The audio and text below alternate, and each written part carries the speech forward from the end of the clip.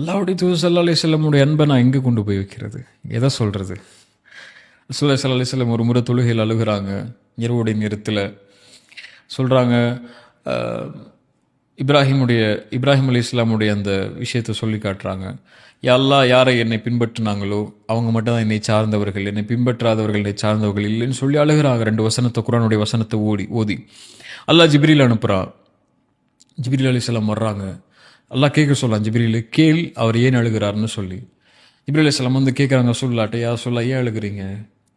இப்போ ரசூலுல்லாஹி ஸல்லல்லாஹு அலைஹி வஸல்லம் சொல்கிறாங்க, யார் இதை கேட்க சொன்னானோ அவனுக்கு தெரியும் நான் ஏன் அழுகிறேன்னு சொல்லிங்கிறாங்க. சுப்ஹானல்லாஹ், என்ன ஒரு நேசம் பாருங்கள் அந்த 2 பேருக்கும். ஜிப்ரீல் அலைஹிஸ்ஸலாம் கொண்டு போய் சொல்கிறாங்க, யா அல்லாஹ் நான் கேட்டேன், அல்லாஹ் அவர் சொல்கிறாரு நீ உனக்கு தெரியும்னு சொல்லி, நீ தானே கேட்க சொன்ன, உனக்கு தெரியும்னு சொல்லி. அப்போ அல்லாஹ் சொல்கிறான், ஜிப்ரீலே எனக்கு தெரியும் அவர் ஏன் அழுகிறார்னு சொல்லி, நீங்கள் சொல்லுங்கள், அவருடைய உம்மத்தை நான் பொருந்திக் கொள்வேன், அந்த உம்மத்துக்கு நான் அளிக்கக்கூடிய தீர்ப்புடைய விஷயத்தில் ஃபலனசுஉக்,